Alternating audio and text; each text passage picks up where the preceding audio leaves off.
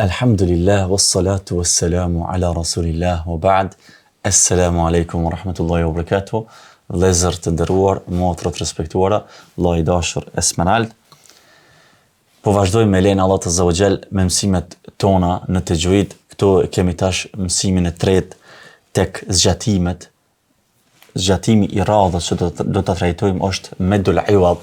Çka është medul iwad? Medi, zgjatimi i kompenzimit. Kjo lidhet me tenwin. Në gjuhën arabët thonë të disa emra që janë të pashquar, kur kanë vazhdu, thonë në fund gjithmonë ja kanë vendosur një nun që folet ama nuk shkruhet.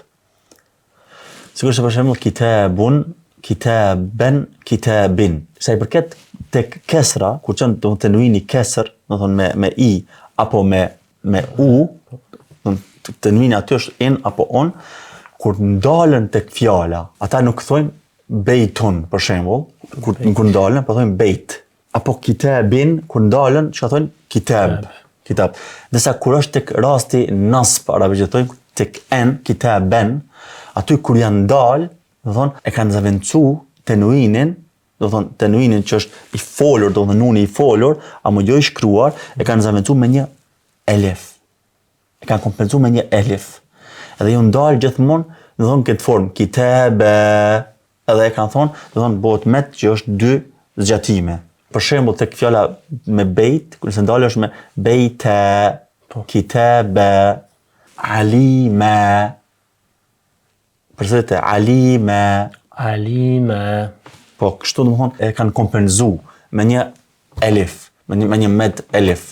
Edhe zgjatimi do thonë është dy lëvizje, kjo zgjatja është dy lëvizje, shumë më rëndësi.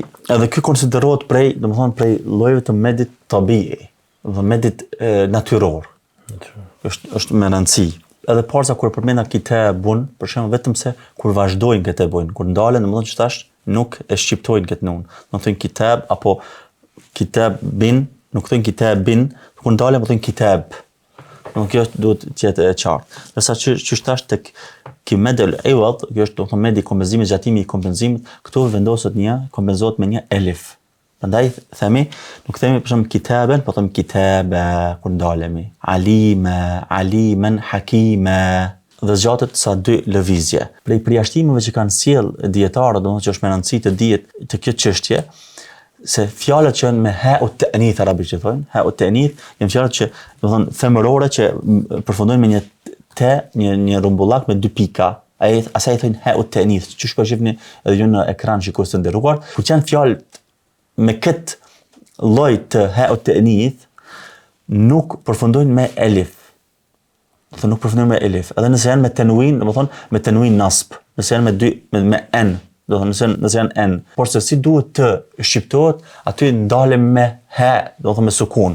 Për shembull, shajaraten, nuk thojmë shajarate, do thonë nuk kompenzohet me një elif, nuk i shtohet fund një elif, por se çfarë bëhet, do thonë shqiptohet shajara. Wa imra'atan, për shembull, nuk themi wa imra'ata. Sipas rregullit që trajtuam, do ishte një elif me kompenzu, por se këtu për shkak ha u ta'nith që ka ardhur, do thonë kjo që ke rrumbullak me dy pika, që është domethënë te, ama nuk është te origjinale, do thonë në disa fjalë femërore përdoret kjo që përfundon kështu, atëherë çysh e themi wa imra'a, kur ndalemi, wa imra'a. Nëse vazhdojmë, lexojmë domethënë. Shajaraten, nëse vazhdojmë me një fjalë tjetër, atëherë shqiptojmë, ndërsa ndalemi themi wa imra'a. Apo jannatan, nuk thojmë jannata. Por se çfarë thojmë? Janna. Do thonë nëse ndalemi thojmë janna. Që do të thotë këtë përjashtim duhet të keni parasysh vëllezër dhe motra të nderuara që ta respektojmë, do thonë këtë rregull kështu që duhet. Prandaj edhe një herë, nëse e shohmi dikund kur përfundon alimen hakimen, do ishte hakimen, aty është zaventsu me një, është kompenzu me një elif, edhe themi, pasaj qyshe e shqiptojmë në fund, hakime, edhe do të lëvizje, ku zgjatja është dy lëvizje. Ky është medul iwad apo medi i kompenzimit, ku kompenzohet, domethënë, kur ndalemi, kesh me rëndësi. Domethënë, kur të ndalemi, jo kur të vazhdojmë, po kur ndalemi. E kompenzojmë me një elif.